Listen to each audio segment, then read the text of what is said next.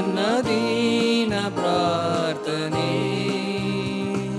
ತ್ರೈಕ ದೇವನಿಗೆ ನಿನ್ನ ಸೃಷ್ಟಿಯ ಆರಾಧನೆ. ಎನ್ನ ಹೃದಯವು ಹಾಡಿದೆ ದೇವ ನಿನ್ನ ಮಹಿಮೆಯ ಸಾರುವ ಗಾನ. ಎನ್ನ ಹೃದಯವು ಹಾಡಿದೆ ದೇವ ನಿನ್ನ ಮಹಿಮೆಯ ಸಾರುವ ಗಾನ. ಸೃಷ್ಟಿಯ ಒಡೆಯನಿಗೆ ನನ್ನ ದೀನ ಪ್ರಾರ್ಥನೆ. ತ್ರೈಕ ದೇವನಿಗೆ ನಿನ್ನ ಸೃಷ್ಟಿಯ ಆರಾಧನೆ.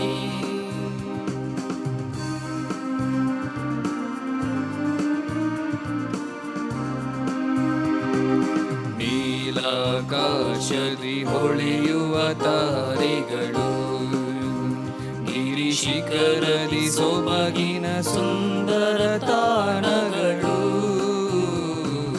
ನೀಲಾಕಾಶದಿ ಹೊಳೆಯುವ ತಾರೆಗಳು, ಗಿರಿಶಿಖರದಿ ಸೊಬಗಿನ ಸುಂದರ ತಾಣಗಳು. ವನ ಕಡಲಲ್ಲಿ ತುಂಬಿಹ ನಿನ್ನಯ ಸೃಷ್ಟಿಗಳು, ವನ ಕಡಲಲ್ಲಿ ತುಂಬಿಹ ನಿನ್ನಯ ಸೃಷ್ಟಿಗಳು. ದೇವ ನಿನ್ನ ಮಹಿಮೆಯ ಸಾರುವ ಸಾಧನವು. ಸೃಷ್ಟಿಯ ಒಡೆಯನಿಗೆ ನನ್ನ ದೀನ ಪ್ರಾರ್ಥನೆ. ತ್ರೈಕ ದೇವನಿಗೆ ನಿನ್ನ ಸೃಷ್ಟಿಯ ಆರಾಧನೆ. ಪಿತನ ಮತ್ತು ಸುತನ ಮತ್ತು ಪವಿತ್ರಾತ್ಮನ ನಾಮದಲ್ಲಿ.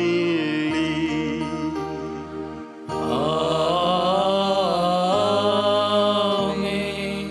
ನಮ್ಮ ಪ್ರಭು ಯೇಸು ಕ್ರಿಸ್ತರ ಕೃಪಾವರವು, ದೇವರ ಪ್ರೀತಿಯು, ಪವಿತ್ರಾತ್ಮರ ಅನ್ಯೋನ್ಯತೆಯು ನಿಮ್ಮೆಲ್ಲರೊಡನೆ ಇರಲಿ.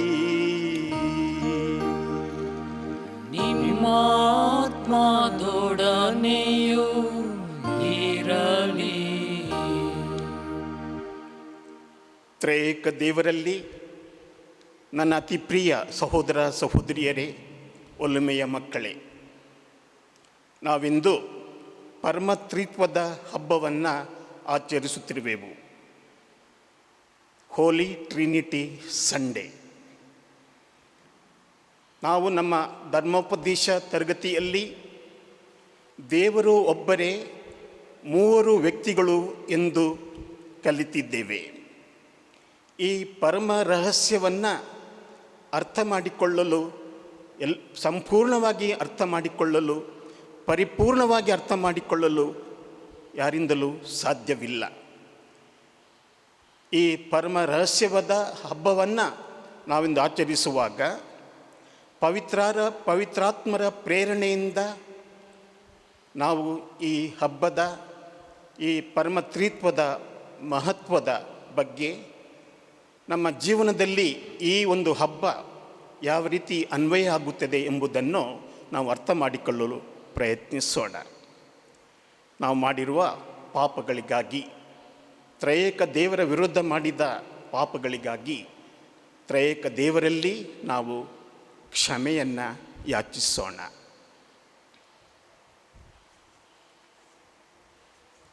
ಸರ್ವಶಕ್ತ ದೇವರಿಗೂ ಸಹೋದರ ಸಹೋದರಿಯರೇ ನಿಮಗೂ ಯೋಚನೆಯಿಂದಲೂ ನುಡಿಯಿಂದಲೂ ನಡತೆಯಿಂದಲೂ ಕರ್ತವ್ಯ ಲೋಪದಿಂದಲೂ ನಾನು ಅನೇಕ ಪಾಪಗಳನ್ನು ಮಾಡಿದೆನೆಂದು ನಿವೇದಿಸುತ್ತೇನೆ.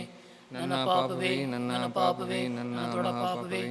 ಆದ್ದರಿಂದ ಸದಾ ಕನ್ನಿಕೆಯಾದ ಸಂತ ಮರಿಯಮ್ಮನವರನ್ನು, ಸಕಲ ದೇವದೂತರನ್ನು, ಸಂತರನ್ನು, ಸಹೋದರ ಸಹೋದರಿಯರೇ ನಿಮ್ಮನ್ನು ನನಗಾಗಿ ನಮ್ಮ ಪ್ರಭು ದೇವರನ್ನು ಪ್ರಾರ್ಥಿಸಬೇಕೆಂದು ಬೇಡಿಕೊಳ್ಳುತ್ತೇನೆ.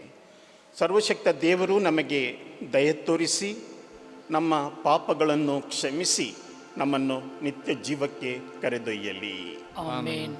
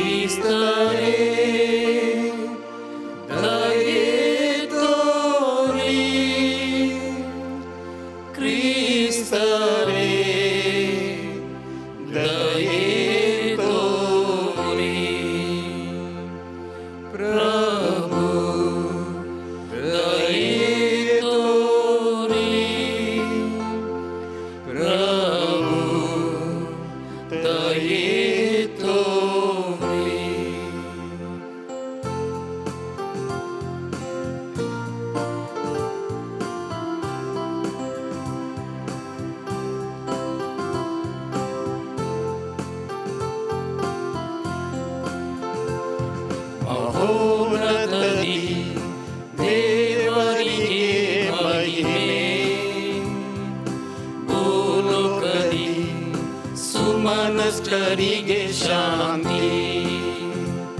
ಮಹೋನ್ನತದಿ ದೇವರಿಗೆ ಮಹಿಮೆ, ಭೂಲೋಕದಿ ಸುಮನುಜರಿಗೆ ಶಾಂತಿ. ದೇವರಿಗೆ ಪಿತ ದೇವರಿಗೆ ಸೃಷ್ಟಿಕರ್ತನಿಗೆ ಮಹಿಮೆ. ದೇವನಿಗೆ ಪಿತ ದೇವನಿಗೆ ಸೃಷ್ಟಿಕರ್ತನಿಗೆ ಮಹಿಮೆ. ಎಂದಿಗೂ ಎಂದೆಂದಿಗೂ ಯುಗ ಯುಗಕ್ಕೂ ಮಹಿಮೆ. ಎಂದಿಗೂ ಎಂದೆಂದಿಗೂ ಯುಗ ಯುಗಕ್ಕೂ ಮಹಿಮೆ. ಮಹೋನ್ನತದಿ ದೇವರಿಗೆ ಮಹಿಮೆ, ಭೂಲೋಕದಿ ಸುಮನುಜರಿಗೆ ಶಾಂತಿ. ಕ್ರಿಸ್ತನಿಗೆ ಯೇಸು ಕ್ರಿಸ್ತನಿಗೆ ದೇವಕುವರನಿಗೆ ಮಹಿಮೆ. ಕ್ರಿಸ್ತನಿಗೆ ಯೇಸು ಕ್ರಿಸ್ತನಿಗೆ ದೇವಕುವರನಿಗೆ ಮಹಿಮೆ. ಎಂದಿಗೂ ಎಂದೆಂದಿಗೂ ಯುಗ ಯುಗಕ್ಕೂ ಮಹಿಮೆ. ಎಂದಿಗೂ ಎಂದೆಂದಿಗೂ ಯುಗ ಯುಗಕ್ಕೂ ಮಹಿಮೆ. ಮಹೋನ್ನತದಿ ದೇವರಿಗೆ ಮಹಿಮೆ,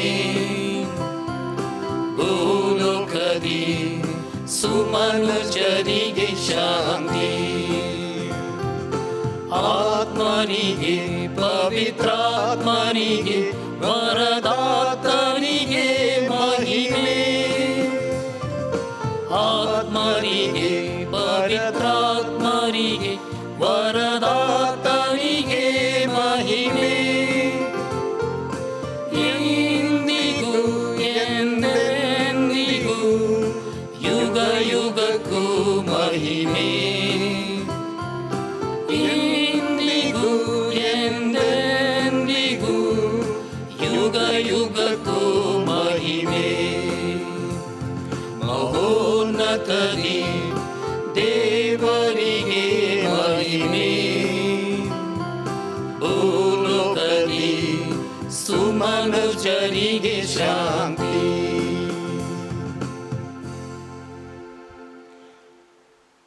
ಪ್ರಾರ್ಥಿಸೋಣ. ತಂದೆಯಾದ ದೇವರೇ, ಸತ್ಯದ ದಿವ್ಯವಾಣಿಯನ್ನು, ಪಾವನತೆಯ ಪವಿತ್ರಾತ್ಮರನ್ನು ಇಹಲೋಕಕ್ಕೆ ಕಳುಹಿಸಿ ಪರಮತ್ರಿತ್ವದ ಅಮೋಘ ರಹಸ್ಯವನ್ನು ಮಾನವ ಕುಲಕ್ಕೆ ಅರುಹಿದ್ದೀರಿ. ನೈಜ ವಿಶ್ವಾಸವನ್ನು ನಿವೇದಿಸುವ ನಾವು ನಿತ್ಯ ತ್ರಿತ್ವದ ಮಹಿಮೆಯನ್ನು ಒಪ್ಪಿಕೊಳ್ಳುವಂತೆಯೂ ವೈಭವದಲ್ಲಿ ಪ್ರಬಲವಾದ ನಿಮ್ಮ ಐಕ್ಯತೆಯನ್ನು ಆರಾಧಿಸುವಂತೆಯೂ ಅನುಗ್ರಹಿಸಿರಿ. ನಿಮ್ಮೊಂದಿಗೆ ಪವಿತ್ರಾತ್ಮರೈಕ್ಯದಲ್ಲಿ ದೇವರಾಗಿ ಯುಗ ಯುಗಾಂತರಕ್ಕೂ ಜೀವಿಸಿ ಆಳುವ ನಮ್ಮ ಪ್ರಭು ನಿಮ್ಮ ಪುತ್ರರು ಆಗಿರುವ ಯೇಸು ಕ್ರಿಸ್ತರ ಮುಖಾಂತರ ನಿಮ್ಮನ್ನು ಪ್ರಾರ್ಥಿಸುತ್ತೇವೆ.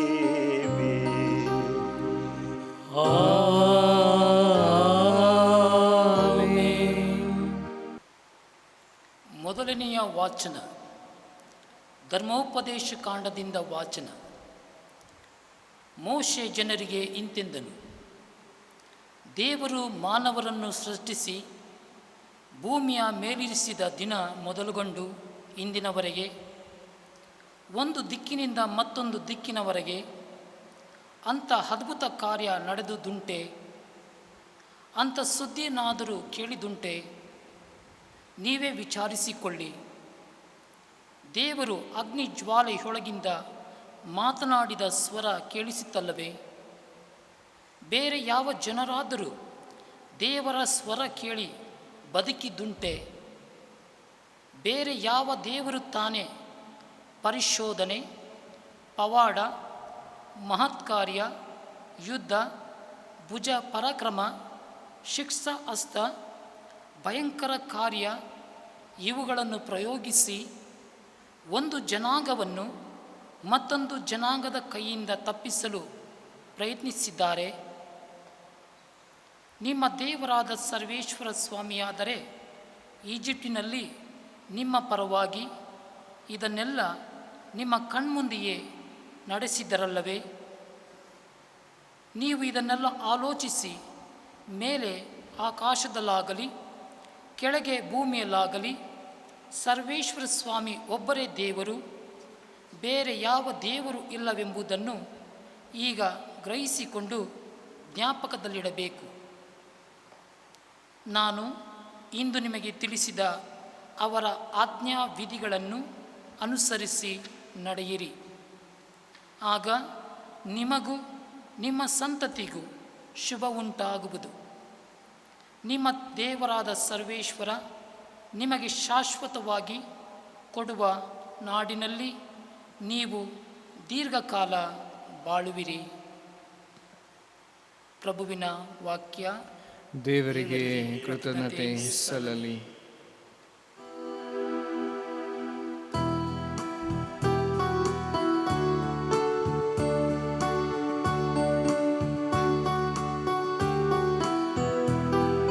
ಪ್ರಭುವನು ದೇವರಾಗಿ ಪಡೆದ ಜನಾಂಗಧನ್ಯ, ಪ್ರಭುವನು ದೇವರಾಗಿ ಪಡೆದ ಜನಾಂಗಧನ್ಯ.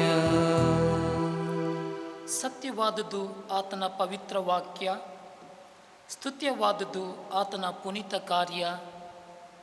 ಸತ್ಯಸಂಧನು ನ್ಯಾಯಪ್ರಿಯನು ಆತನು, ಅಚಲ ಪ್ರೀತಿಯಿಂದ ಜಗವನ್ನು ತುಂಬಿಹನು.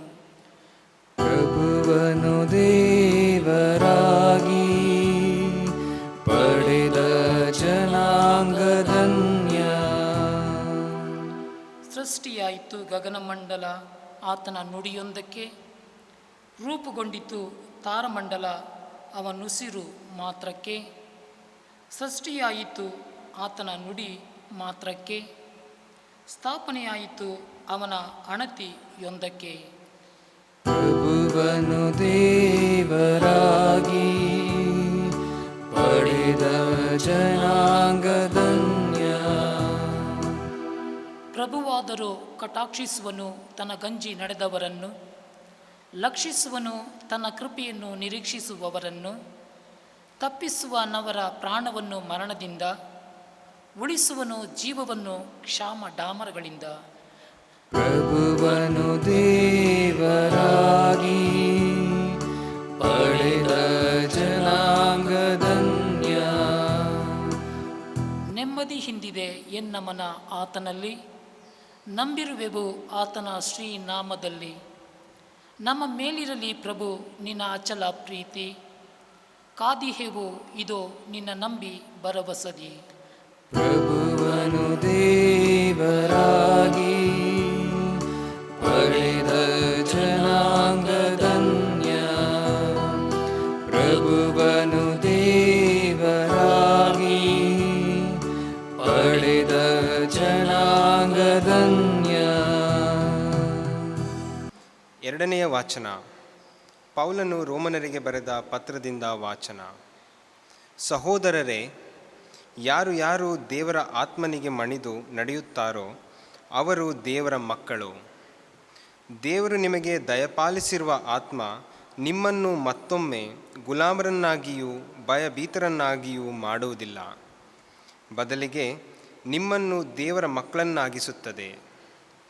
ಆ ಆತ್ಮವು ಅದರ ಮೂಲಕವೇ ನಾವು ದೇವರನ್ನು ಅಪ್ಪ, ತಂದೆಯೇ ಎಂದು ಕರೆಯುತ್ತೇವೆ. ನಾವು ದೇವರ ಮಕ್ಕಳೆಂಬುದಕ್ಕೆ ದೇವರ ಆತ್ಮ ನಮ್ಮ ಅಂತರಾತ್ಮದೊಳಗೆ ಇಂದಿರುವುದೇ ಸಾಕ್ಷಿ ನುಡಿಯುತ್ತದೆ. ನಾವು ಮಕ್ಕಳಾಗಿದ್ದರೆ ಹಕ್ಕು ಬಾಧ್ಯಸ್ಥೆಯುಳ್ಳವರಾಗಿರುತ್ತೇವೆ. ಹೌದು, ದೇವರ ಸೌಭಾಗ್ಯಕ್ಕೆ ಬಾಧ್ಯಸ್ಥರು, ಕ್ರಿಸ್ತ ಯೇಸುವಿನೊಡನೆ ಸಹ ಬಾಧ್ಯಸ್ಥರು. ಕ್ರಿಸ್ತ ಯೇಸುವಿನ ಯಾತನೆಯಲ್ಲೂ ನಾವು ಪಾಲುಗಾರರಾಗಬೇಕು. ಆಗ ಅವರ ಮಹಿಮೆಯಲ್ಲೂ ಪಾಲುಗಾರರಾಗುತ್ತೇವೆ. ಪ್ರಭುವಿನ ವಾಕ್ಯ. ದೇವರಿಗೆ ಕೃತಜ್ಞತೆ ಸಲ್ಲಲಿ. ಘೋಷಣೆ.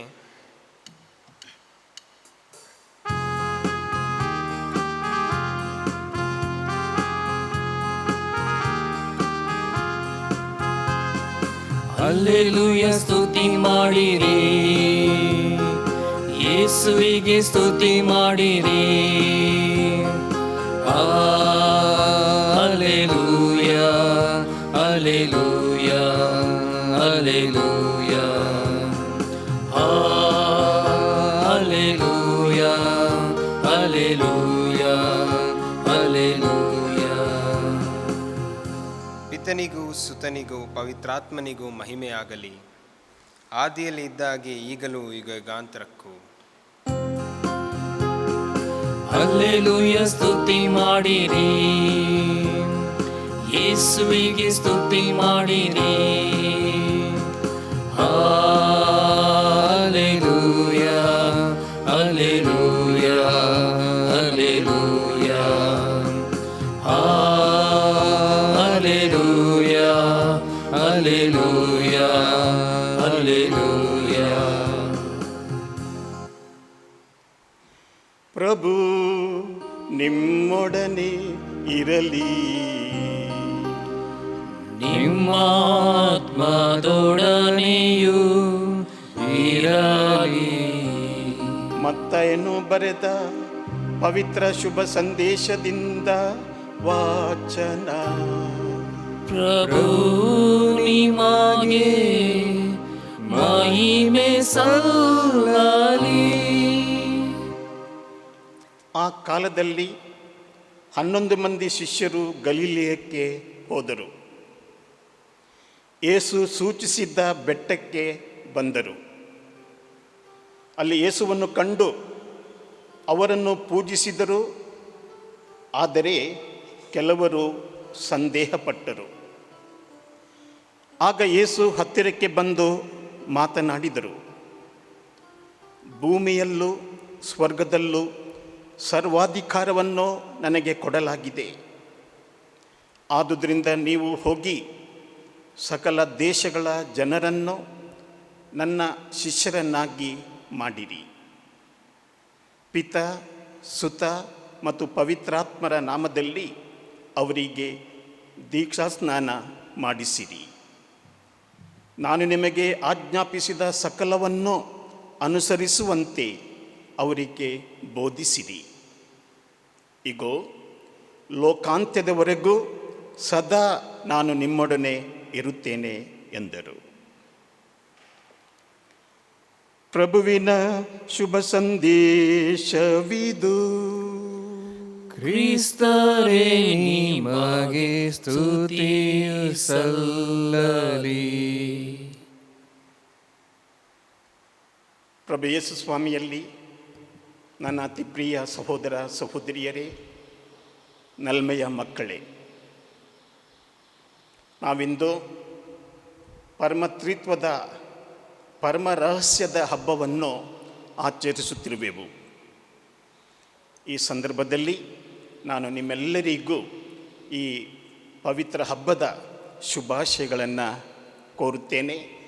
ತ್ರಯೇಕ ದೇವರು ನಿಮ್ಮೆಲ್ಲರನ್ನ ಧಾರಾಳವಾಗಿ ಆಶೀರ್ವದಿಸಲೆಂದು ನಾನು ಹಾರೈಸುತ್ತೇನೆ.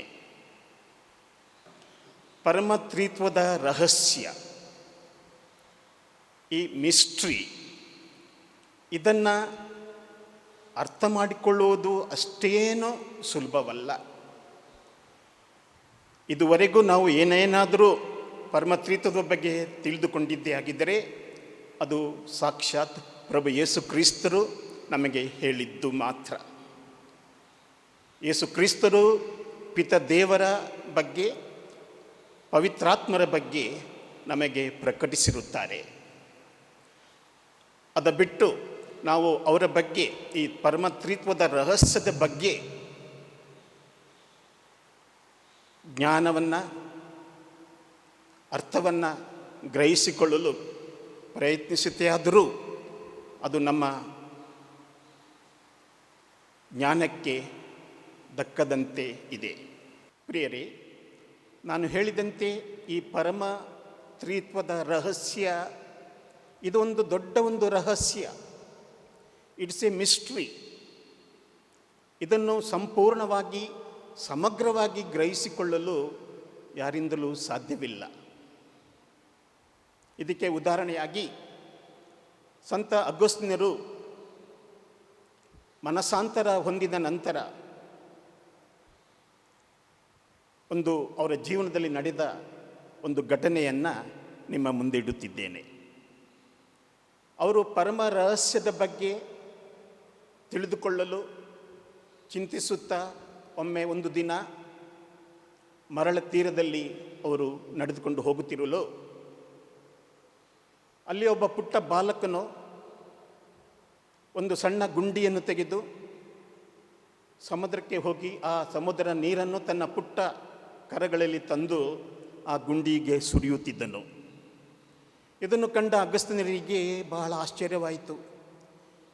ಈ ಬಾಲಕ ಏನು ಮಾಡುತ್ತಿದ್ದಾನೆ ಕೇಳೋಣ ಎಂದು ಹೇಳಿ ಆ ಪುಟ್ಟ ಬಾಲಕನ ಬಳಿಗೆ ಬಂದು, ಲೋ ಬಾಲಕ, ನೀನೇನು ಮಾಡುತ್ತಿರುವೆ? ನಿನ್ನ ಪುಟ್ಟ ಕೈಗಳಲ್ಲಿ ನೀರನ್ನು ತಂದು ಈ ಗುಂಡಿಯಲ್ಲಿ ಹಾಕುತ್ತಿರುವೆಯಲ್ಲ, ಏಕೆ? ಆಗ ಬಾಲಕನು ಈ ರೀತಿ ಉತ್ತರಿಸುತ್ತಾನೆ, ನಾನು ಸಮುದ್ರದ ನೀರನ್ನು ನನ್ನ ಕೈಗಳಲ್ಲಿ ತಂದು ಈ ಗುಂಡಿಗೆ ಹಾಕಿ ಈ ಸಮುದ್ರವನ್ನು ಖಾಲಿ ಮಾಡಬೇಕು ಎಂದು ಇಚ್ಛಿಸುತ್ತಿದ್ದೇನೆ, ಪ್ರಯತ್ನಿಸುತ್ತಿದ್ದೇನೆ ಎಂದು ಹೇಳಿದನು. ಇದನ್ನು ಕೇಳಿದ ಸಂತರಿಗೆ ಇನ್ನಷ್ಟು ಆಶ್ಚರ್ಯ. ಈ ಬಾಲಕನಿಗೆ ಅದು ಸಾಧ್ಯವೇ? ಪ್ರಶ್ನಿಸುತ್ತಾರೆ, ಲೋ ಬಾಲಕ, ನೀನು ಮಾಡುತ್ತಿರುವ ಕೆಲಸ ಮೂರ್ಖತನ ಅಲ್ಲವೇ? ಇಷ್ಟೊಂದು ವಿಶಾಲವಾದ ಅಗಾಧವಾದ ಸಮುದ್ರದ ನೀರನ್ನು ನಿನ್ನ ಈ ಪುಟ್ಟ ಕರಗಳಲ್ಲಿ ತಂದು ಈ ಗುಂಡಿಯಲ್ಲಿ ಹಾಕಿ ಸಮುದ್ರವನ್ನೇ ಬರಿದು ಮಾಡಬೇಕೆಂದು ನೀನು ಪ್ರಯತ್ನಿಸುತ್ತೇವಲ್ಲ, ಇದು ನಿನ್ನಿಂದ ಸಾಧ್ಯವೇ? ಆಗ ಆ ಪುಟ್ಟ ಬಾಲಕನು ಸಂತ ಅಗಸ್ತ್ಯನರನ್ನು ದೃಷ್ಟಿಸಿ ನೋಡಿ, ನಿಜ, ನಾನು ಪ್ರಯತ್ನಿಸುತ್ತಿದ್ದೇನೆ, ನನ್ನಿಂದ ಸಾಧ್ಯವಾದರೂ ಆಗಬಹುದು. ಆದರೆ ನೀವು ಪರಮ ತ್ರಿತ್ವದ ಪರಮ ರಹಸ್ಯದ ಬಗ್ಗೆ ಚಿಂತಿಸುತ್ತಾ ಇದ್ದೀರಲ್ಲ, ಅದರ ರಹಸ್ಯವನ್ನು ಅರ್ಥ ಮಾಡಿಕೊಳ್ಳಲು, ಗ್ರಹಿಸಿಕೊಳ್ಳಲು ನಿಮ್ಮಿಂದ ಸಾಧ್ಯವೇ? ಎಂದಿಗೂ ಇಲ್ಲ ಎಂದು ಹೇಳಿ ಆ ಬಾಲಕನು ಅದೃಶ್ಯನಾದನು. ವಾಸ್ತವವಾಗಿ ಹೇಳಬೇಕಾದರೆ ಆ ಪುಟ್ಟ ಬಾಲಕ ಇನ್ಯಾರೂ ಆಗಿರಲಿಲ್ಲ, ಸಾಕ್ಷಾತ್ ಬಾಲಯೇಸು ಆಗಿದ್ದರು. ಪ್ರಿಯ ಸಹೋದರ ಸಹೋದರಿಯರೇ, ನಾವಿಂದು ಈ ಪರಮ ರಹಸ್ಯವನ್ನು ಅರ್ಥೈಸಲು, ತಿಳಿದುಕೊಳ್ಳಲು ಪ್ರಯತ್ನಿಸುತ್ತಿದ್ದೇವೆ. ಅನೇಕ ಮೇಧಾವಿಗಳು ಈ ರೀತಿ ಪ್ರಯತ್ನ ಪಟ್ಟರು. ಆದರೆ ಸಮಗ್ರವಾಗಿ ಇದನ್ನು ತಿಳಿದುಕೊಳ್ಳಲು ಇದುವರೆಗೂ ಯಾರಿಂದಲೂ ಸಾಧ್ಯವಿಲ್ಲ. ಯೇಸುಸ್ವಾಮಿ ನಮಗೆ ಏನನ್ನು ಹೇಳಿದ್ದಾರೋ, ಪಿತ ದೇವರ ಬಗ್ಗೆ, ಪವಿತ್ರಾತ್ಮರ ಬಗ್ಗೆ ಯೇಸುಸ್ವಾಮಿ ನಮಗೆ ಏನನ್ನೆಲ್ಲ ಹೇಳಿದ್ದಾರೋ ಅವುಗಳು ಮಾತ್ರ ನಾವು ಬಲ್ಲೆವು, ಅರಿತಿದ್ದೇವೆ, ಅವುಗಳನ್ನು ನಾವು ವಿಶ್ವಾಸಿಸುತ್ತೇವೆ. ಪವಿತ್ರ ಈ ಪರಮ ತ್ರಿತ್ವದ ಅಂದರೆ ದೇವರು ಒಬ್ಬರೇ, ಮೂರು ವ್ಯಕ್ತಿಗಳು. ಈ ಪರಮ ತ್ರಿತ್ವ ನಮ್ಮ ಜೀವನದಲ್ಲಿ ಮಹತ್ತರವಾದ ಪ್ರಭಾವವನ್ನು ಬೀರುತ್ತದೆ. ಇದರ ಮಹಿಮೆಯನ್ನು ನಾವು ದಿನಂಪ್ರತಿ ಅನುಭವಿಸುತ್ತಿದ್ದೇವೆ. ಬೆಳಗ್ಗೆ ನಿದ್ರೆಯಿಂದ ಎದ್ದ ಕೂಡಲೇ ನಾವು ಪಿತನ, ಸುತನ ಮತ್ತು ಪವಿತ್ರಾತ್ಮನ ನಾಮದಲ್ಲಿ ನಮ್ಮ ದಿನವನ್ನು ಪ್ರಾರಂಭಿಸುತ್ತೇವೆ. ಜೀವನದುದ್ದಕ್ಕೂ ನಾವು ಈ ಪಿತ, ಸುತ ಮತ್ತು ಪವಿತ್ರಾತ್ಮರನ್ನು ಸ್ಮರಿಸುತ್ತಾ ಜೀವಿಸುತ್ತೇವೆ. ಬಲಿಪೂಜೆಯನ್ನು ಪ್ರಾರಂಭಿಸುವಾಗಲೂ ಎಲ್ಲ ಪ್ರಾರ್ಥನೆಗಳನ್ನು ನಾವು ಶುರು ಮಾಡುವಾಗಲೂ, ಎಲ್ಲ ಸಂಸ್ಕಾರಗಳನ್ನು ನಾವು ಸ್ವೀಕರಿಸುವಾಗಲೂ, ಏಕೆ ನಾವು ಹುಟ್ಟಿನಿಂದ ಸಾಯುವ ತನಕವೂ ಈ ಪರಮತ್ರಿತ್ವದ ಮಹಿಮೆ, ಅದರ ಪ್ರಭಾವ, ಅದರ ಅನುಭವ ನಮ್ಮಲ್ಲಿ ಆಗುತ್ತದೆ. ಸಮಾಧಿಯಲ್ಲಿ ನಮ್ಮನ್ನು ಇಡುವಾಗಲೂ ಸಹ ಈ ತ್ರಯೇಕ ದೇವರ ಹೆಸರಿನಲ್ಲಿಯೇ ನಮ್ಮನ್ನು ಸಮಾಧಿ ಮಾಡುತ್ತಾರೆ. ಇಷ್ಟೊಂದು ಅನುಬಂಧ ಉಳ್ಳಂತಹ ಈ ಒಂದು ರಹಸ್ಯವನ್ನು ನಾವೆಲ್ಲರೂ ಇಂದು ಸಂಭ್ರಮದಿಂದ ಕೊಂಡಾಡುತ್ತಿದ್ದೇವೆ. ಪ್ರಿಯ ಸಹೋದರ ಸಹೋದರಿಯರೇ, ಯೇಸು ಸ್ವಾಮಿಯೇ ಹೇಳಿದ್ದಾರೆ, ದೇವರ ಅಂತರ್ಜೀವದಲ್ಲಿ ಪಿತಾ, ಸುತ ಮತ್ತು ಪವಿತ್ರಾತ್ಮರು ಇದ್ದಾರೆ. ಅಂದರೆ ದೇವರ ಅಂತರ್ಜೀವ, ಅವರ ಅಂತರ್ಜೀವದಲ್ಲಿ ಈ ಮೂರು ವ್ಯಕ್ತಿಗಳು ಇದ್ದಾರೆ ಎಂದು ಸಾಕ್ಷಾತ್ ಯೇಸು ಸ್ವಾಮಿಯೇ ನಮಗೆ ತಿಳಿಸಿದ್ದಾರೆ. ಹಾಗಾದರೆ ನಾವು ಈ ಒಂದು ಹಬ್ಬದ ರಹಸ್ಯವನ್ನು, ಈ ಪರಮತ್ರಿತ್ವದ ರಹಸ್ಯವನ್ನು ಹೇಗೆ ಅರ್ಥ ಮಾಡಿಕೊಳ್ಳುವುದು? ಅನೇಕರು ಪ್ರಯತ್ನಿಸಿದ್ದಾರೆ. ಇಂಗ್ಲೆಂಡಿನ ಒಬ್ಬ ಭಕ್ತ ಫ್ರಾಂಕ್ ಶೀಲ್ಡ್ ಎಂಬವನು ಇದರ ಬಗ್ಗೆ ಒಂದು ಉದಾಹರಣೆಯನ್ನು ಕೊಟ್ಟು ನಾವು ಅದನ್ನು ಅರ್ಥ ಮಾಡಿಕೊಳ್ಳುವಂತೆ ಹೇಳಿದ್ದಾನೆ. ಅವನು ಕೊಟ್ಟ ಉದಾಹರಣೆ ನೀರು. ನೀರಿಗೆ 3 ರೂಪಗಳಿವೆ. ನಾವು ಕೆಮಿಸ್ಟ್ರಿಯಲ್ಲಿ ಓದಿದ್ದೇವೆ H2O. ನೀರಿನಲ್ಲಿ 3 ರೂಪಗಳಿವೆ. ಒಂದು, ಅದು ಆವಿಯಾಗುತ್ತೆ. ಆವಿಯ ರೂಪದಲ್ಲಿ ನಾವು ನೋಡ್ತೇವೆ. ಆವಿಯನ್ನು ಒಂದು ಬಟ್ಟಲಿನಲ್ಲಿ ಹಾಕಿ ಮುಚ್ಚಿಟ್ರೆ ಸ್ವಲ್ಪ ತೆಗೆದು ನೋಡಿ, ಅಲ್ಲಿ ಏನಿದೆ? ಆವಿ ಇರುವುದಿಲ್ಲ, ಬದಲಾಗಿ ನೀರು ಇರುತ್ತದೆ. ನೀರು ಮಂಜುಗಡ್ಡೆ ಆಗಿರುತ್ತದೆ, ಐಸ್ ಅಂತ ಹೇಳ್ತೀವಿ ನಾವು. ಅದು ಐಸ್ ಆಗಿದ್ದರೂ ಅದರಲ್ಲಿರುವ ಸತ್ವ ಅದು ನೀರು. ಅದೇ ರೀತಿ ನೀರು ಮೋಡ ಕರಗಿ ಕೆಳಗೆ ಬಂದು ಹಳ್ಳ ಕೊಳ್ಳಲಲ್ಲಿ ಹರಿಯುತ್ತಿರುವ ನೀರು, ನಾವು ದಿನಂಪ್ರತಿ ಉಪಯೋಗಿಸುವಂತಹ ನೀರು.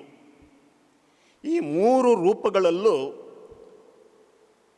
ಮುಖ್ಯವಾದ ಸತ್ವ ಏನೆಂದರೆ ನೀರು. ಅದೇ ರೀತಿ ಪಿತಾ, ಸುತ ಮತ್ತು ಪವಿತ್ರಾತ್ಮರು 3 ವ್ಯಕ್ತಿಗಳಾಗಿದ್ದರೂ ಸಹ ಆ 3ರಲ್ಲಿರುವ ಸತ್ವ ದೇವರು. ದೇವರು ಒಬ್ಬರೇ, 3 ವ್ಯಕ್ತಿಗಳು. 3 ದೇವರುಗಳಿಲ್ಲ, ಒಬ್ಬರೇ ದೇವರು. ದಿನ ಏಕ ದೇವರನ್ನು ಆರಾಧಿಸು ಎಂದು ಆದಿಕಾಂಡದಲ್ಲಿ ನಾವು ನೋಡಿದ್ದೇವೆ. ಹಾಗಿರುವಾಗ ನನ್ನ ಪ್ರೀತಿಯ ಸಹೋದರ ಸಹೋದರಿಯರೇ, ನಾವು ಈ ಪರಮ ರಹಸ್ಯವನ್ನು, ಗೂಢಾರ್ಥವನ್ನು ಸಂಪೂರ್ಣವಾಗಿ ಅರ್ಥ ಮಾಡಿಕೊಳ್ಳಲು ಆಗದಿದ್ದರೂ ನಮ್ಮ ದಿನಪ್ರತಿ ನಾವು ಉಪಯೋಗಿಸುವಂಥ ವಸ್ತುಗಳನ್ನು ಉದಾಹರಣೆಗೆ ತೆಗೆದುಕೊಂಡು ಇದರ ಬಗ್ಗೆ ತಿಳಿದುಕೊಳ್ಳಬಹುದು. ಉದಾಹರಣೆಗೆ ಮೇಣದ ಬತ್ತಿ. ಮೇಣದ ಬತ್ತಿ, ಕ್ಯಾಂಡಲ್, ಇದರಲ್ಲಿ ಸಹ 3 ವಸ್ತುಗಳು ಇವೆ. ಒಂದು ಮೇಣ, ವ್ಯಾಕ್ಸ್. ಎರಡನೇದು ನೂಲಿನ ದಾರ. ಮೂರನೇದು ಜ್ವಾಲೆ. ಇದು ಪ್ರತ್ಯೇಕವಾಗಿದ್ದರೆ ಪ್ರಯೋಜನವಿಲ್ಲ, ಆದರೆ ಇದು ಒಬ್ಬರಿಗೊಬ್ಬರು ಪೂರಕವಾಗಿ ಇದ್ದರೆ ಅದೊಂದು, ಆ ಒಂದು ಮೇಣದ ಬತ್ತಿ ಬೆಳಕನ್ನು ಸೂಸುತ್ತದೆ. ಅದೇ ರೀತಿ ಪಿತಾ, ಸುತ ಮತ್ತು ಪವಿತ್ರಾತ್ಮರು ಯಾವಾಗಲೂ ಅನ್ಯೋನ್ಯ ಬಂಧದಿಂದ, ಆ ಬಂಧನ, ಆ ಸಾಮರಸ್ಯ, ಆ ಐಕ್ಯತೆ, ಆ ಸಮಾನತೆ, ಶ್ರೇಷ್ಠವಾದ ಗುಣಗಳು ತ್ರಯೇಕ ದೇವರಲ್ಲಿ ಇದೆ. ಪ್ರಿಯ ಸಹೋದರ ಸಹೋದರಿಯರೇ, ನಾವೀಗ ಈ ಮೂರು ವ್ಯಕ್ತಿಗಳು, ಪಿತ, ಸುತ ಮತ್ತು ಪವಿತ್ರಾತ್ಮರು, ಇವರನ್ನು ನಾವು ಸ್ವಲ್ಪ ಪ್ರತ್ಯೇಕವಾಗಿ ನಾವು ಸ್ವಲ್ಪ ಧ್ಯಾನಿಸೋಣ. ಮೊತ್ತ ಮೊದಲು ಪಿತ ದೇವರು. ಯಾರು ಪಿತ ದೇವರು? ಪ್ರಿಯ ಸಹೋದರ ಸಹೋದರಿಯರೇ, ಭೂಮಂಡಲಗಳನ್ನು, ಎಲ್ಲ ಸೃಷ್ಟಿಗಳನ್ನು, ಎಲ್ಲ ಮರಗಿಡಗಳನ್ನು ಎಲ್ಲವನ್ನು ಉಂಟು ಮಾಡಿದ್ದು ಪಿತ ದೇವರು. ಅವರು ನಮ್ಮ ಸೃಷ್ಟಿಕರ್ತ. ಮನುಕುಲವನ್ನೇ ಸೃಷ್ಟಿಸಿದವರು ಅವರು. ದೇವರು ತಾವು ಉಂಟು ಮಾಡಿದ ಪ್ರತಿಯೊಂದು ವಸ್ತುಗಳನ್ನಾಗಲಿ ಜೀವಿಗಳನ್ನಾಗಲಿ, ಅದರಲ್ಲೂ ವಿಶೇಷವಾಗಿ ನಮ್ಮನ್ನು, ಮನುಕುಲವನ್ನು ಅವರು ಅನನ್ಯವಾಗಿ ಪ್ರೀತಿಸಿದರು. ಅವರು ಎಂದಿಗೂ ತಾವು ಸೃಷ್ಟಿಸಿದ ಸೃಷ್ಟಿಗಳನ್ನು ಅವರು ಎಂದಿಗೂ ಮರೆಯುವುದಿಲ್ಲ. ಐಸಾಯ ಪ್ರವಾದಿ ಈ ರೀತಿ ಹೇಳುತ್ತಾನೆ. ದೇವರು ಐಸಾಯ ಪ್ರವಾದಿಯ ಬಾಯಿಂದ ಈ ಮಾತುಗಳನ್ನು ನಮಗೆ ಹೇಳುತ್ತಾರೆ. ಒಬ್ಬ ತಾಯಿ ತನ್ನ ಮೊಲೆ ಕೂಸನ್ನು ಮರೆಯುವುದಿಲ್ಲ. ಒಂದು ಪಕ್ಷ ಒಂದು ತಾಯಿ ತನ್ನ ಮಗುವನ್ನು ಮರೆತರೂ ಮರೆಯಬಹುದು, ಆದರೆ ನಾನು ಮಾತ್ರ ನಿಮ್ಮನ್ನು ಎಂದಿಗೂ ಮರೆಯಲಾರೆ. ಅಷ್ಟೊಂದು ನಿಮ್ಮನ್ನು ನಾನು ಪ್ರೀತಿಸುತ್ತೇನೆ. ನಿಮ್ಮ ಹೆಸರನ್ನು ನನ್ನ ಅಂಗೈಯಲ್ಲಿ ನಾನು ಚಿತ್ರಿಸಿದ್ದೇನೆ ಎಂದು ಐಸಾಯ ಪ್ರವಾದಿಯ ಮುಖಾಂತರ ದೇವರು ನಮಗೆ ಹೇಳಿದ್ದಾರೆ. ಉತ್ಕೃಷ್ಟವಾದ ಪ್ರೀತಿ ನಮ್ಮ ಮೇಲೆ. ಪ್ರಿಯ ಸಹೋದರ ಸಹೋದರಿಯರೇ, ಆ ಪಿತ ದೇವರು ನಮ್ಮ ಜೀವನದಲ್ಲಿ ಯಾವಾಗಲೂ ನಮ್ಮನ್ನು ಆಶೀರ್ವದಿಸುತ್ತಾ, ನಮ್ಮನ್ನು ಸಕಲ ಸಂಕಟಗಳಿಂದ, ಎಲ್ಲ ಕಷ್ಟ ಕಾರ್ಪಣ್ಯಗಳಿಂದ ನಮ್ಮನ್ನು ಅವರು ಕಾಪಾಡುವ ದೇವರು ಅವರಾಗಿದ್ದಾರೆ. ಪರಮತ್ರಿತ್ವದ ಎರಡನೇ ವ್ಯಕ್ತಿ ಯಾರು? ಅವರು ಸುತ ದೇವರು, ಯೇಸು ಕ್ರಿಸ್ತರು, ನಮ್ಮ ರಕ್ಷಕ. ಪ್ರಿಯ ಸಹೋದರ ಸಹೋದರಿಯರೇ, ನಾವು ಯಾರು ದೇವರ ಮುಖವನ್ನು ನಾವು ನೋಡಲಿಲ್ಲ, ಆದರೆ ನಾವು ಯೇಸು ಕ್ರಿಸ್ತರ ಮುಖಾಂತರ ಪಿತ ದೇವರ ದರ್ಶನವನ್ನು ನಾವು ಪಡೆದಿದ್ದೇವೆ. ಅವರ ಮುಖವನ್ನು ನಾವು ಯೇಸು ಕ್ರಿಸ್ತರಲ್ಲಿ ನಾವು ಕಂಡಿದ್ದೇವೆ. ತಮ್ಮ ಪುತ್ರನನ್ನು ಇಹಲೋಕಕ್ಕೆ ಕಳುಹಿಸಿ ನಮಗೋಸ್ಕರ, ನಮ್ಮನ್ನು ಕಾಪಾಡುವುದಕ್ಕೋಸ್ಕರ ಅವರನ್ನು ಈ ಧರೆಗೆ ಕಳುಹಿಸಿದರು. ಆ ಪ್ರೀತಿಯ ಸಲುವಾಗಿ ಅವರು ತಮ್ಮ ಏಕಮಾತ್ರ ಪುತ್ರನನ್ನು ಇಹಲೋಕಕ್ಕೆ ದಾರೆ ಎರೆದರು. ಆ ಯೇಸು ಕ್ರಿಸ್ತ ಬಡವರಾಗಿಯೇ ಜನಿಸಿದರು, ಬಡವರಾಗಿಯೇ ಜೀವಿಸಿದರು, ಎಲ್ಲ ಕಡೆ ರೋಗಿಗಳನ್ನು ಗುಣಪಡಿಸಿದರು, ಪಾಪಿಗಳನ್ನು ಕ್ಷಮಿಸಿದರು, ಕುಷ್ಠ ರೋಗಿಗಳನ್ನು ಗುಣಪಡಿಸಿದರು, ಸತ್ತವರನ್ನು ಜೀವಕ್ಕೆ ಎಬ್ಬಿಸಿದರು. ಕೊನೆಗೆ ಅವರು ನಮಗೋಸ್ಕರ ತಮ್ಮ ಪ್ರಾಣವನ್ನೇ ಅರ್ಪಿಸಿಕೊಡುತ್ತಾರೆ. ಆ ಶಿಲುಬೆಯ ಮೇಲೆ ನೇತಾಡುತ್ತಾ, ಅಪ್ಪ ಪಿತನೇ, ನನ್ನ ಆತ್ಮವನ್ನು ಸ್ವೀಕರಿಸು ಎಂದು ಹೇಳಿ ನಮ್ಮ ಎಲ್ಲರಿಗೋಸ್ಕರ, ನಮ್ಮ ಉದ್ಧಾರಕ್ಕೋಸ್ಕರ, ನಮ್ಮ ರಕ್ಷಣೆಗೋಸ್ಕರ ಅವರು ಶಿಲುಬೆ ಮೇಲೆ ತಮ್ಮ ಪ್ರಾಣವನ್ನು ಅರ್ಪಿಸಿದರು. ನಂತರ ಅವರು 3ನೇ ದಿನ ಪುನರುತ್ಥಾನಗೊಂಡು ನಮ್ಮೆಲ್ಲರಿಗೂ ನಿತ್ಯ ಜೀವದ ಭಾಗ್ಯವನ್ನು ಅವರು ಅನುಗ್ರಹಿಸಿದ್ದಾರೆ. ಪ್ರಿಯ ಸಹೋದರ ಸಹೋದರಿಯರೇ, ಆ ಯೇಸು ಸ್ವಾಮಿಯ ಮಾತುಗಳನ್ನು ಅನುಸರಿಸಿ ಅವರ ಆದರ್ಶಗಳನ್ನು ನಾವು ಪರಿಪಾಲಿಸಿದ್ದೇ ಆದರೆ, ಕ್ರಿಸ್ತಿಯ ಮೌಲ್ಯಗಳನ್ನು ನಾವು ಪರಿಪಾಲಿಸಿದ್ದೇ ಆದರೆ, ನಾವು ಸಹ ಆ ಯೇಸು ಕ್ರಿಸ್ತರ ಪುನರುತ್ಥಾನದಲ್ಲಿ ಖಂಡಿತ ಭಾಗಿಯಾಗುತ್ತೇವೆ ಎಂಬುದು ಸ್ಪಷ್ಟ.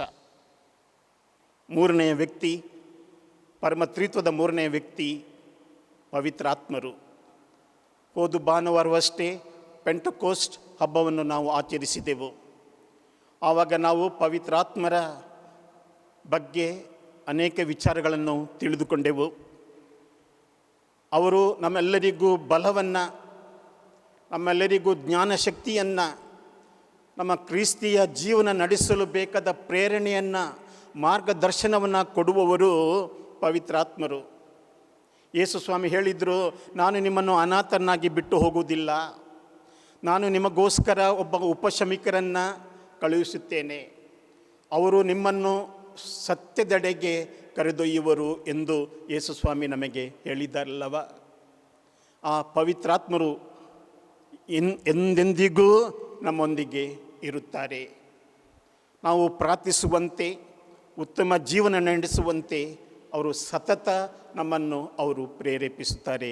ನನ್ನ ಪ್ರಿಯ ಸಹೋದರ ಸಹೋದರಿಯರೇ, ಸರಿ, ಈ ಪ್ರಸ್ತುತ ಕಾಲದಲ್ಲಿ ನಾವೆಲ್ಲರೂ ಈಗ ಈ ಕೊರೋನಾ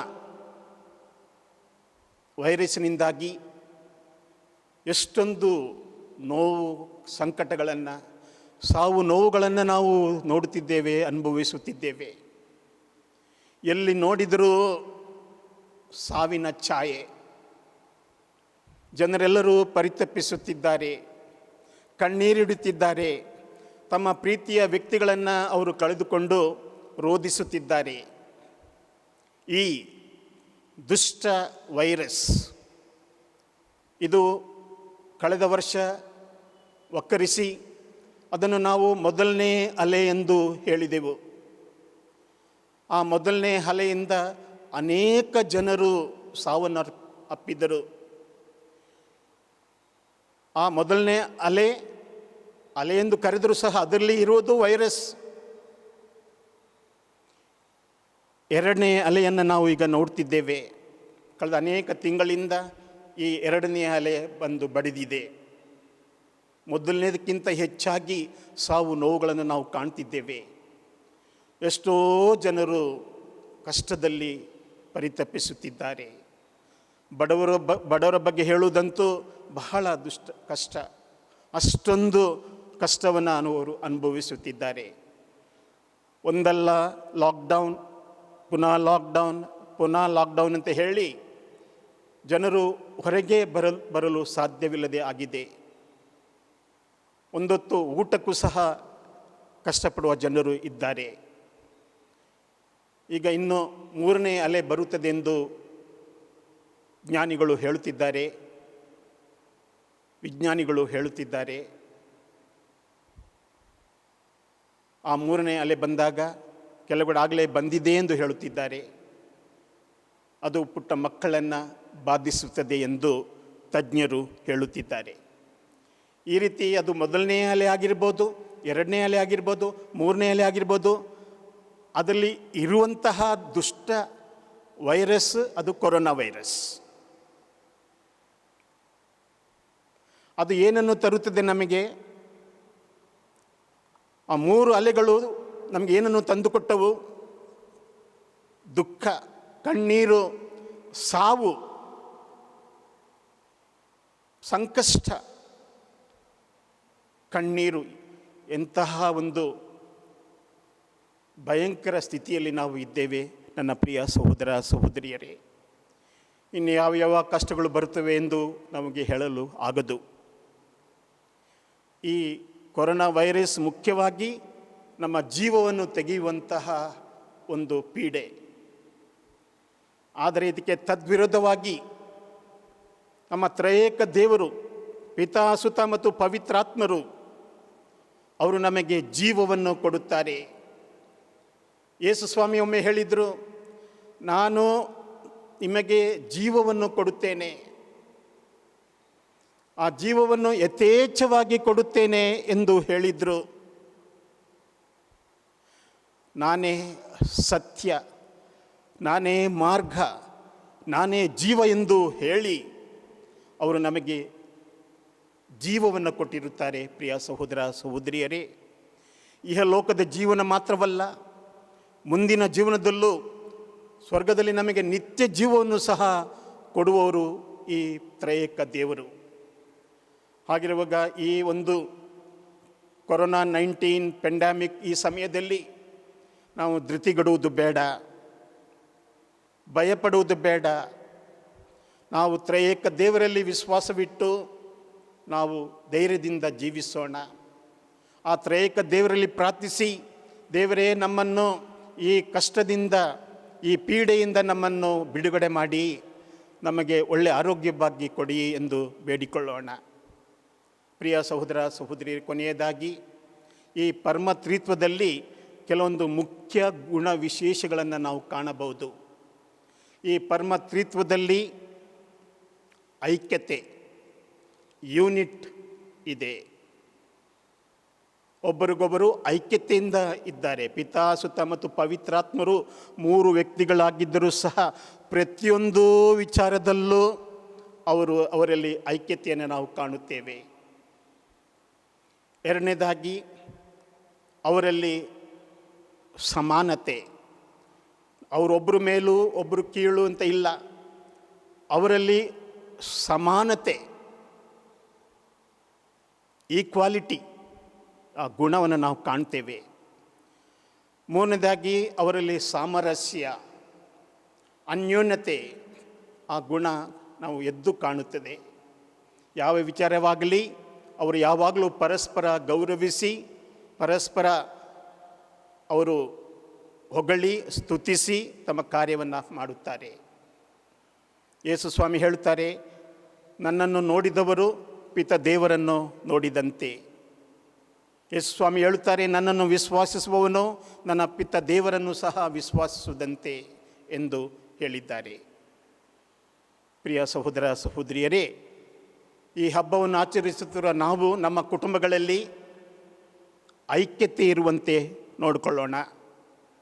ಕೇವಲ ನಮ್ಮ ಕುಟುಂಬದಲ್ಲಿ ಮಾತ್ರವಲ್ಲ, ನಮ್ಮ ಧರ್ಮ ಕೇಂದ್ರದಲ್ಲಿ, ನಮ್ಮ ಸಮಾಜದಲ್ಲಿ ಐಕ್ಯತೆ, ನಾವೆಲ್ಲರೂ ಒಟ್ಟಾಗಿ ಜೀವಿಸಲು ನಾವು ಕಲಿಯೋಣ.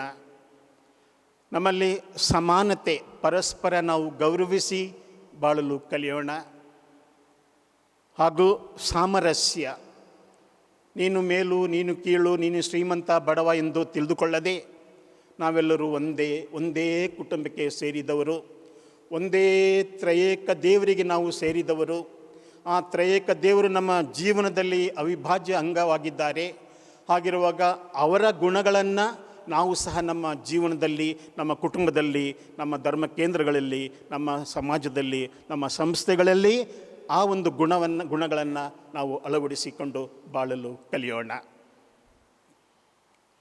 ಇದಕ್ಕೆ ದೇವರು ನಮಗೆ ಅನುಗ್ರಹಿಸಲಿ, ನಮಗೆ ಬೇಕಾದ ಎಲ್ಲ ವರದಾನಗಳನ್ನು ಕರುಣಿಸಲಿ ಎಂದು ನಾವು ಬೇಡಿಕೊಳ್ಳೋಣ. ಪುನಃ ನಿಮ್ಮೆಲ್ಲರಿಗೂ ನಾನು ತ್ರಯೇಕ ದೇವರ ಪರಮತ್ರಿತ್ವದ ಶುಭಾಶಯಗಳನ್ನು ಕೋರಿ ದೇವರು ನಿಮ್ಮನ್ನು ಆಶೀರ್ವದಿಸಲಿ ಎಂದು ಕೇಳುವನಾಗಿದ್ದೇನೆ.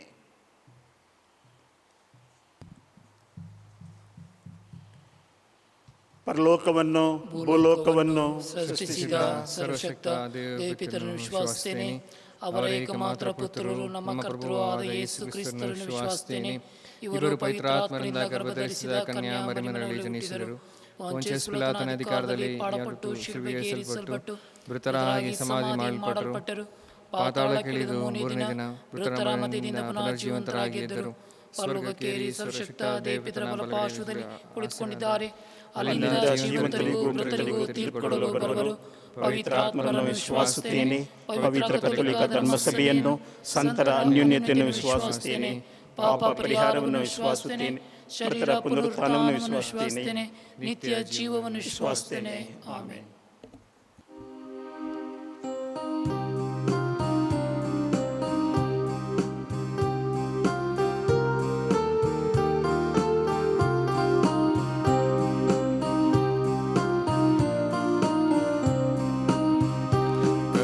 ನೀಡು ನೀಯೇ ಪಿತನೇ, ಸರ್ವಸೃಷ್ಟಿಯ ಪಾಲಕನೇ, ಇದು ಅರ್ಪಿತೆ ಯೇಸುವನೇ.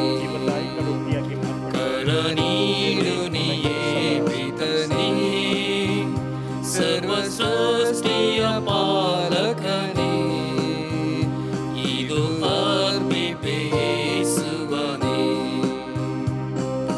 ನಿನ್ನ ಪ್ರಿಯ ಪುತ್ರನೇ, ಈ ನನ್ನ ಕಾಣಿಕೆ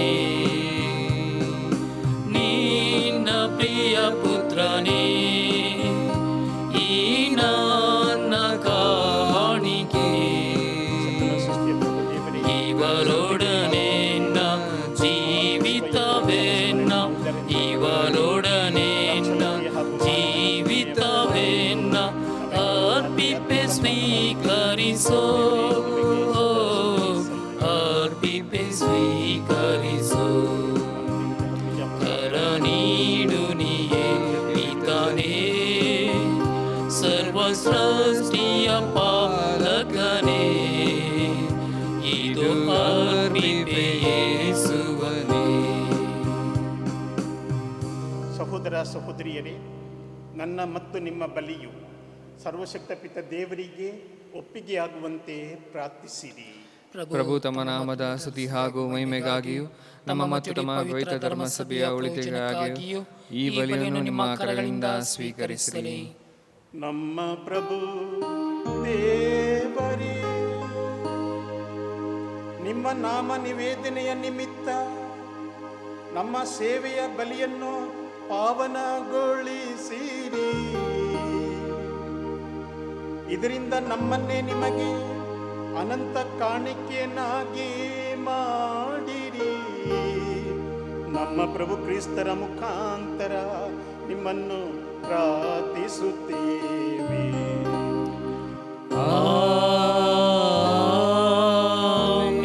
ಪ್ರಭು ನಿಮ್ಮೊಡನೆ ಇರಲಿ. ನಿಮ್ಮಾತ್ಮದೊಡನೆಯೂ ಇರಲಿ. ನಿಮ್ಮ ಹೃದಯಗಳನ್ನು ಮೇಲಕ್ಕೆತ್ತಿರಿ. ಪ್ರಭುವಿನ ಕಡೆಗೆ ಎತ್ತಿದ್ದೇವೆ. ನಮ್ಮ ಪ್ರಭು ದೇವರಿಗೆ ಕೃತಜ್ಞತೆಯನ್ನು ಸಲ್ಲಿಸೋಣ. ಅದು ಯೋಗ್ಯ ಮತ್ತು ನ್ಯಾಯವಾಗಿದೆ. ಪ್ರಭು ಪವಿತ್ರ ಪಿತನೆ, ಸರ್ವಶಕ್ತ ನಿತ್ಯ ದೇವರೇ, ನಾವು ಎಂದೆಂದೂ ಎಲ್ಲೆಲ್ಲೂ ನಮ್ಮ ಪ್ರಭು ಕ್ರಿಸ್ತರ ಮುಖಾಂತರ ನಿಮಗೆ ಕೃತಜ್ಞತೆಯನ್ನು ಸಲ್ಲಿಸುವುದು ನಿಜವಾಗಿ ಯೋಗ್ಯವೂ ನ್ಯಾಯವೂ ಆಗಿದೆ. ನಮ್ಮ ಕರ್ತವ್ಯವೂ ರಕ್ಷಣೆಯೂ ಆಗಿದೆ. ಏಕೆಂದರೆ ನೀವು ನಿಮ್ಮ ಏಕೈಕ ಪುತ್ರರೊಂದಿಗೂ ಪವಿತ್ರಾತ್ಮರೊಂದಿಗೂ ಐಕ್ಯವಾಗಿದ್ದರೂ ಒಂದೇ ವ್ಯಕ್ತಿ ಆಗಿರದೆ ಒಂದೇ ಸತ್ವದಲ್ಲಿ ತ್ರಿತ್ವವಾಗಿ ಒಬ್ಬರೇ ದೇವರು ಒಬ್ಬರೇ ಪ್ರಭುವು ಆಗಿದ್ದೀರಿ. ನೀವೇ ನಮಗೆ ಪ್ರಕಟಪಡಿಸಿರುವ ಪ್ರಕಾರ ನಿಮ್ಮ ಮಹಿಮೆಯನ್ನು ಕುರಿತು ನಾವು ಏನನ್ನು ವಿಶ್ವಾಸುತ್ತೇವೋ ಅದನ್ನೇ ನಿಮ್ಮ ಪುತ್ರರನ್ನು ಹಾಗೂ ಪವಿತ್ರಾತ್ಮರನ್ನು ಕುರಿತು ಯಾವುದೇ ವ್ಯತ್ಯಾಸವಿಲ್ಲದೆ ವಿಶ್ವಾಸುತ್ತೇವೆ. ನಿಮ್ಮ ನೈಜ ಹಾಗೂ ನಿತ್ಯ ದೈವತ್ವವನ್ನು ನಿವೇದಿಸುತ್ತಾ ಪ್ರತಿ ವ್ಯಕ್ತಿಯ ಅದ್ವಿತೀಯತೆಯನ್ನು, ಸತ್ವದಲ್ಲಿ ಐಕ್ಯತೆಯನ್ನು, ಮಹತ್ವದಲ್ಲಿ ಸಮಾನತೆಯನ್ನು ಆರಾಧಿಸುತ್ತೇವೆ. ಇದನ್ನೇ ದೂತರು, ಶ್ರೇಷ್ಠ ದೂತರು, ಸೆರಾಫಿಮ್ ದೂತರು ಎಡಬಿಡದೆ ದಿನನಿತ್ಯವೂ ಏಕಕಂಠದಿಂದ ಹೊಗಳಿ ಘೋಷಿಸುತ್ತಾರೆ.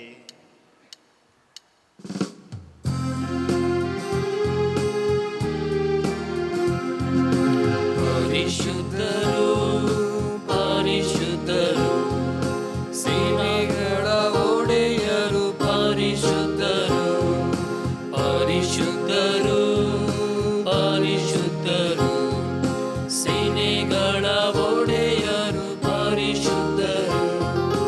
ಪರಲೋಕವು ಭೂಲೋಕವು ನಿಮ್ಮಯ ಮಹಿಮೆ ಶೋಭಿಸಿದೆ.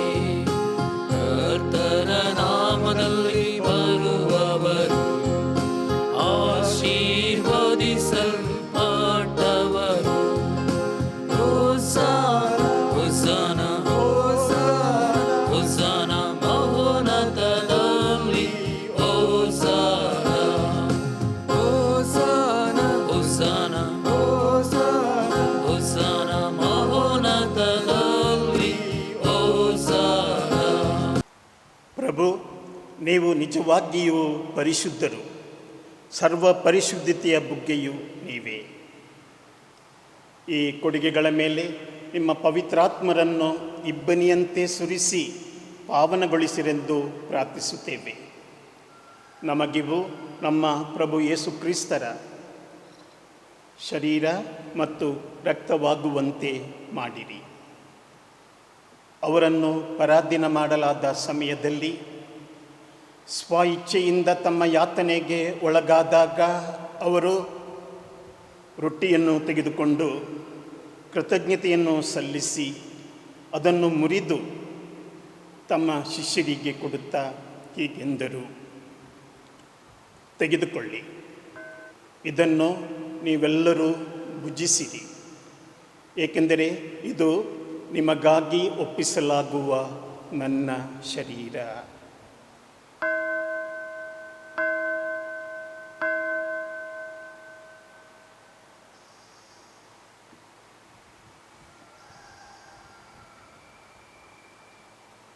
ಅಂತೆಯೇ ಭೋಜನದ ಅಂತ್ಯದಲ್ಲಿ ಪಾನಪಾತ್ರೆಯನ್ನು ತೆಗೆದುಕೊಂಡು ಅವರು ಮತ್ತೊಮ್ಮೆ ನಿಮಗೆ ಕೃತಜ್ಞತೆಯನ್ನು ಸಲ್ಲಿಸಿ ತಮ್ಮ ಶಿಷ್ಯರಿಗೆ ಕೊಡುತ್ತಾ ಹೀಗೆಂದರು, ತೆಗೆದುಕೊಳ್ಳಿ ಮತ್ತು ಇದರಿಂದ ನೀವೆಲ್ಲರೂ ಪಾನ ಮಾಡಿರಿ, ಏಕೆಂದರೆ ಇದು ಹೊಸ ಮತ್ತು ಅನಂತ ಒಡಂಬಡಿಕೆಯ ನನ್ನ ರಕ್ತದ ಪಾತ್ರೆ.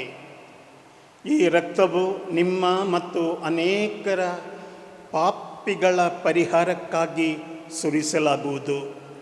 ಇದನ್ನು ನನ್ನ ಸ್ಮರಣೆಗಾಗಿ ಮಾಡಿರಿ.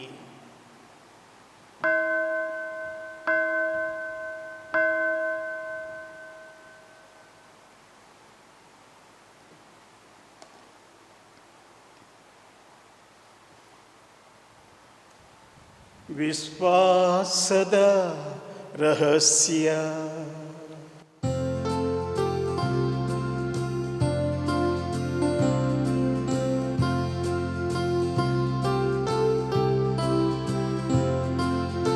ಯೇಸುವಿನ ಮರಣವನ್ನು ಜಗಕ್ಕೆ ಸಾರುತ್ತೇವೆ, ಅವರ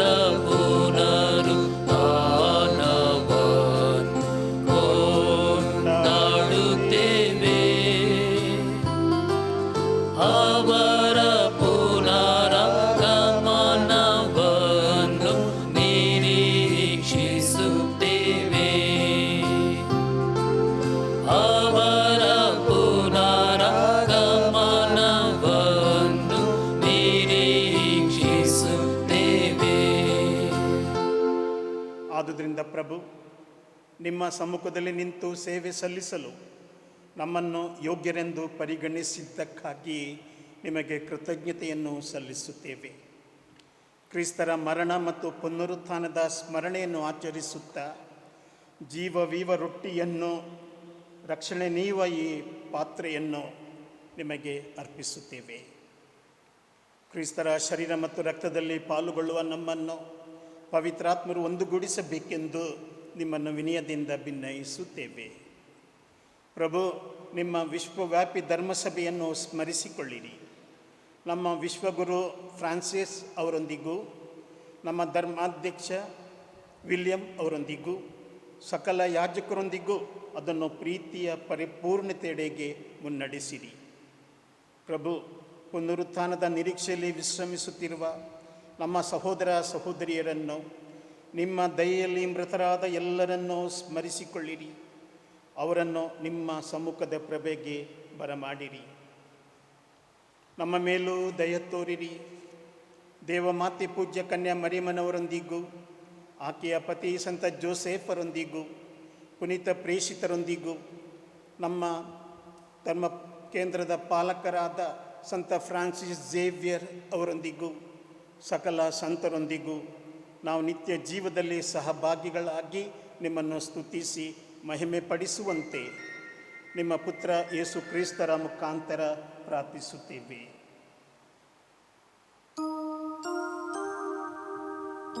ಇವರ ಮುಖಾಂತರವು ಇವರೊಂದಿಗೂ ಇವರಲ್ಲಿಯೂ ಸರ್ವಶಕ್ತ ತಂದೆಯಾದ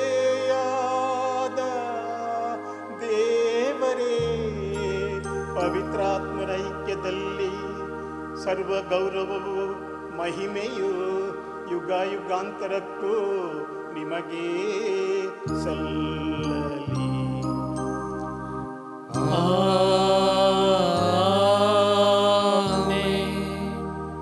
ಪ್ರಿಯ ಸಹೋದರ ಸಹೋದರಿಯರೇ,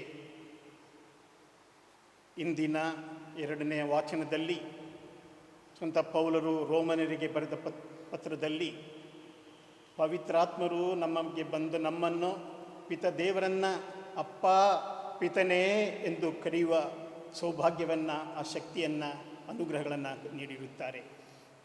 ಆ ಪವಿತ್ರಾತ್ಮರ ಪ್ರೇರಣೆಯಿಂದ ನಾವೀಗ ಯೇಸು ಸ್ವಾಮಿ ಕಲಿಸಿಕೊಟ್ಟ ಪ್ರಾರ್ಥನೆಯನ್ನು ಹೇಳುತ್ತಾ ಸ್ವರ್ಗದಲ್ಲಿರುವ ನಮ್ಮ ತಂದೆಯೇ ಎಂದು ಹೇಳುತ್ತಾ ದೇವರನ್ನು ಸ್ತುತಿಸೋಣ. ಆ ತ್ರಯೇಕ ದೇವರನ್ನು ನಾವು ಹೊಗಳೋಣ. ಸ್ವರ್ಗದಲ್ಲಿರುವ ನಮ್ಮ ತಂದೆಯೇ, ನಿಮ್ಮ ನಾಮ ಪೂಜಿತವಾಗಲಿ, ನಿಮ್ಮ ರಾಜ್ಯ ಬರಲಿ, ನಿಮ್ಮ ಚಿತ್ತ ಸ್ವರ್ಗದಲ್ಲಿ ನೆರವೇರುವ ಪ್ರಕಾರ ಭೂಮಿಯಲ್ಲೂ ನೆರವೇರಲಿ. ನಮ್ಮ ಅನುದಿನದ ಆಹಾರವನ್ನು ಇಂದು ನಮಗೆ ನೀಡಿರಿ. ನಮಗೆ ತಪ್ಪು ಮಾಡಿದವರನ್ನು ನಾವು ಕ್ಷಮಿಸುವ ಪ್ರಕಾರ ನಮ್ಮ ಪಾಪಗಳನ್ನು ಕ್ಷಮಿಸಿರಿ. ನಮ್ಮನ್ನು ಶೋಧನೆಗೆ ಒಳಪಡಿಸದೆ ಕೇಡಿನಿಂದ ನಮ್ಮನ್ನು ರಕ್ಷಿಸಿರಿ. ಪ್ರಭು, ಸಕಲ ಕೇಡುಗಳಿಂದ ನಮ್ಮನ್ನು ರಕ್ಷಿಸಿರೆಂದು ಪ್ರಾರ್ಥಿಸುತ್ತೇವೆ. ನಿಮ್ಮ ದಯೆಯ ನೆರವನ್ನು ಪಡೆದು ಪಾಪದಿಂದ ಸದಾ ವಿಮುಕ್ತರಾಗಿ ಎಲ್ಲ ಸಂಕಷ್ಟಗಳಿಂದ ಸುರಕ್ಷಿತರಾಗಿರುವಂತೆ ನಮ್ಮ ಜೀವಮಾನದಲ್ಲಿ ಶಾಂತಿಯನ್ನು ದಯೆಯಿಂದ ಕರುಣಿಸಿರಿ. ನಾವು ಸ್ವರ್ಗಾನಂದವನ್ನು, ನಮ್ಮ ರಕ್ಷಕ ಯೇಸು ಕ್ರಿಸ್ತರ ಆಗಮನವನ್ನು ನಿರೀಕ್ಷಿಸುತ್ತಿದ್ದೇವೆ. ಏಕೆಂದರೆ ರಾಜ್ಯಪಾರವು, ಅಧಿಕಾರವು, ಮಹಿಮೆಯು ಯುಗ ಯುಗಾಂತರಕ್ಕೂ ನಿಮ್ಮದೇ. ಪ್ರಭು ಯೇಸು ಕ್ರಿಸ್ತರೇ, ನಿಮ್ಮ ಪ್ರೇಷಿತರಿಗೆ ನಿಮಗೆ ಶಾಂತಿಯನ್ನು ಬಿಟ್ಟು ಹೋಗುತ್ತೇನೆ, ನನ್ನ ಶಾಂತಿಯನ್ನೇ ನಿಮಗೆ ಕೊಡುತ್ತೇನೆ ಎಂದು ಹೇಳಿದ್ದೀರಿ. ನಮ್ಮ ಪಾಪಗಳನ್ನು ಲಕ್ಷಿಸದೆ ನಿಮ್ಮ ಧರ್ಮಸಭೆಯ ವಿಶ್ವಾಸವನ್ನು ವೀಕ್ಷಿಸಿರಿ. ಅದಕ್ಕೆ ನಿಮ್ಮ ಚಿತ್ತದ ಪ್ರಕಾರ ಶಾಂತಿಯನ್ನು, ಐಕ್ಯತೆಯನ್ನು ದಯೆಯಿಂದ ದಯಪಾಲಿಸಿರಿ. ಯುಗ ಯುಗಾಂತರಕ್ಕೂ ಜೀವಿಸಿ ಆಳುವ ನಿಮ್ಮನ್ನು ಪ್ರಾರ್ಥಿಸುತ್ತೇವೆ. ಆಮೆನ್.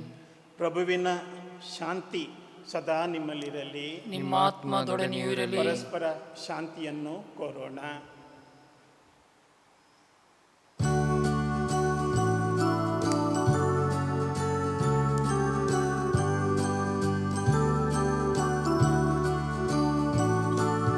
ಲೋಕದ ಪಾಪಗಳನ್ನು ಪರಿಹರಿಸುವ ದೇವರ ಕುರಿಮರಿ ನಮಗೆ ದಯೆಯ ತೋರಿರಿ. ಲೋಕದ ಪಾಪಗಳನ್ನು ಪರಿಹರಿಸುವ ದೇವರ ಕುರಿಮರಿ ನಮಗೆ ದಯೆಯ ತೋರಿರಿ. ಲೋಕದ ಪಾಪಗಳನ್ನು ಪರಿಹರಿಸುವ ದೇವರ ಕುರಿಮರಿ ನಮಗೆ ಶಾಂತಿ ನೀಡಿರಿ. ಇಗೋ ದೇವರ ಕುರಿಮರಿ, ಇಗೋ ಇವರೇ ಲೋಕದ ಪಾಪಗಳನ್ನು ಪರಿಹರಿಸುವವರು. ಕುರಿಮರಿಯ ಭೋಜನಕ್ಕೆ ಆಹ್ವಾನಿತರಾದ ನಾವು ಭಾಗ್ಯವಂತರು. ಪ್ರಭು, ತಾವು ನನ್ನ ಮನೆಯನ್ನು ಪ್ರವೇಶಿಸಲು ನಾನು ಪಾತ್ರನಲ್ಲ, ಆದರೆ ತಾವು ಒಂದೇ ಒಂದು ಮಾತನ್ನು ನುಡಿಯಿರಿ, ನನ್ನ ಆತ್ಮವು ಸ್ವಸ್ಥವಾಗುವುದು. ಅಮರ ಜೀವಕ್ಕೆ ಕ್ರಿಸ್ತರ ಶರೀರ ಮತ್ತು ರಕ್ತವು ನಮ್ಮೆಲ್ಲರನ್ನು ಕಾಪಾಡಲಿ.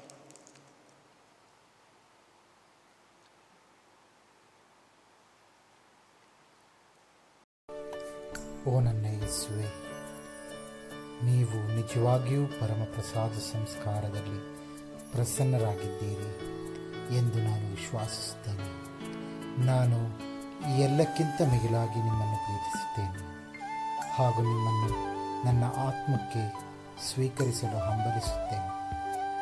ನಾನು ಈ ಸಂದರ್ಭದಲ್ಲಿ ನಿಮ್ಮನ್ನು ಸಂಸ್ಕಾರದ ರೂಪದಲ್ಲಿ ಸ್ವೀಕರಿಸಲು ಆಗದೇ ಇರುವುದರಿಂದ ದಯಮಾಡಿ ಆಧ್ಯಾತ್ಮಿಕವಾಗಿ ನನ್ನ ಹೃದಯಕ್ಕೆ ಆಗಮಿಸಿ. ನಾನು ನಿಮ್ಮನ್ನು ಆಲಂಘಿಸುತ್ತೇನೆ. ನನ್ನನ್ನು ಎಂದಿಗೂ ನಿಮ್ಮಿಂದ ಅಗಲಿ ಹೋಗಲು ಬಿಡಬೇಡಿ. ಆಮೆನ್.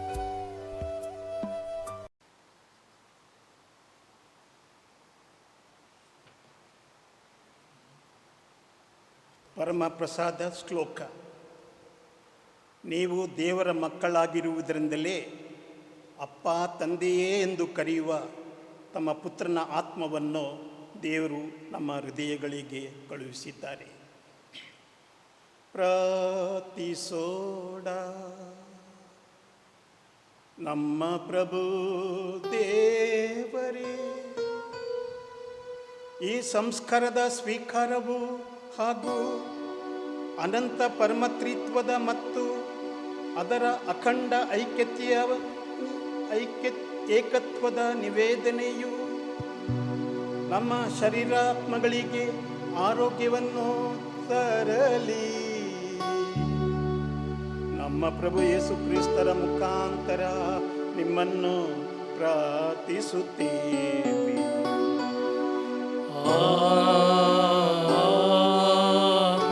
ಪ್ರಭು ನಿಮ್ಮೊಡನೆ ಇರಲಿ. ನಿಮ್ಮಾತ್ಮದೊಡನೆಯೂ ಇರಲಿ. ಸರ್ವಶಕ್ತ ದೇವರಾದ ಪಿತಾ, ಸುತ ಮತ್ತು ಪವಿತ್ರಾತ್ಮರು ನಿಮ್ಮೆಲ್ಲರನ್ನೂ ಆಶೀರ್ವದಿಸಲಿ.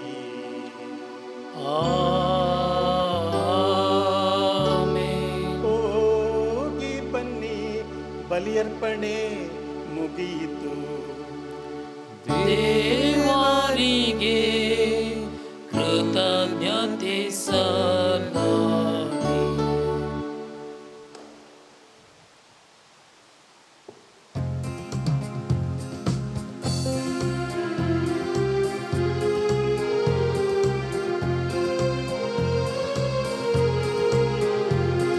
ಸ್ತುತಿಸಿರಿ ಕರ್ತರ ಸರ್ವ ಜನಾಂಗಗಳು, ಸ್ತುತಿಸಿರಿ ಅವರನ್ನು ಜನರೆಲ್ಲರೂ. ಸ್ತುತಿಸಿರಿ ಕರ್ತರ ಸರ್ವ ಜನಾಂಗಗಳು, ಸ್ತುತಿಸಿರಿ ಅವರನ್ನು ಜನರೆಲ್ಲರೂ. ಅವರ ದಯೆಯನ್ನು ನಮ್ಮ ಮೇಲೆ ದೃಢವಾಗಿರಿಸಿರುವರು ಅವರು. ಕರ್ತರು ಸತ್ಯವು ನಿತ್ಯಕ್ಕೂ ಅಳಿಯದೆ ಉಳಿಯುವುದು ಎಂದೆಂದಿಗೂ. ಸ್ತುತಿಸಿರಿ ಕರ್ತರ ಸರ್ವ ಜನಾಂಗಗಳು, ಸ್ತುತಿಸಿರಿ ಅವರನ್ನು ಜನರೆಲ್ಲರೂ. ಪಿತನಿಗೂ ಸುತನಿಗೂ ಆತ್ಮನಿಗೂ ನಿತ್ಯವೂ ಯುಗ ಯುಗಕ್ಕೂ ಮಹಿಮೆ. ಆದಿಯಲ್ಲಿದ್ದಂತೆ ಈಗಲೂ ನಿತ್ಯವೂ ಮೂವರಿಗೂ ಮಹಿಮೆ. ಸ್ತುತಿಸಿರಿ ಕರ್ತನ ಸರ್ವ ಜನಾಂಗಗಳು, ಸ್ತುತಿಸಿರಿ ಅವರನ್ನು ಜನರೆಲ್ಲರೂ. ಸ್ತುತಿಸಿರಿ ಕರ್ತನ ಸರ್ವ ಜನಾಂಗಗಳು, ಸ್ತುತಿಸಿರಿ